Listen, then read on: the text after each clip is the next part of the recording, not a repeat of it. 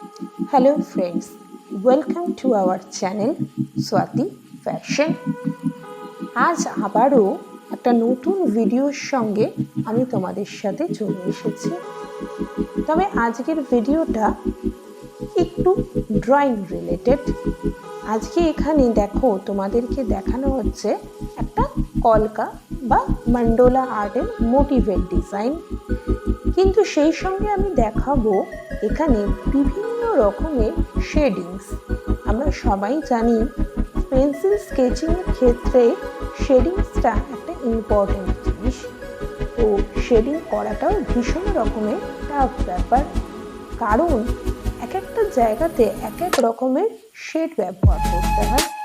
সব জায়গায় যে এক রকমের শেড আমরা ব্যবহার করতে পারি না, সেক্ষেত্রে রিয়েলিস্টিক ভাবটা আসবে না। তো আজকে সেই জন্য এখানে একটি ছোট্ট মোটিভ ডিজাইন থেকে আমি বিভিন্ন রকমের শেড দিচ্ছি।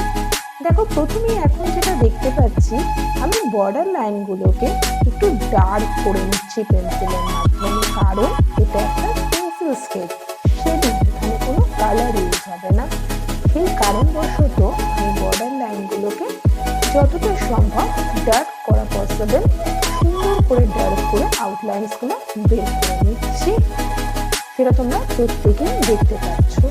এরপর আমরা দেখব এই একটা ডিজাইনের মধ্যেই আমরা বেশ কিছু শেডিংস আমি তোমাদেরকে দেখাবো, কারণ যারা ধরো নতুন আঁকা শিখছো বা এই ধরনের ড্রয়িং করতে ইন্টারেস্টেড, তাদের জন্য এই শেডিংগুলো জানাটা ভীষণ প্রয়োজনীয়তা আছে। তো সেই কারণবশতই আজকে একটি ড্রয়িংয়ের মাধ্যমে 2 থেকে 3 রকমের শেডিং দেখানোর চেষ্টা করেছি। তোমরা একটু মনোযোগ সহকারে দেখো, দেখলেই বুঝতে পারবে যে কিভাবে আমি শেডগুলো দিয়েছি। দেখো, প্রথম শেডিংসের ক্ষেত্রে আমরা পেন্সিলটা যেভাবে ধরি সেভাবে নয়, পেন্সিলটাকে আমরা কাট করে নিলাম, নিয়ে এবার আমরা শেডিং দিতে শুরু করেছি। ডাইরেক্ট নয় কিন্তু।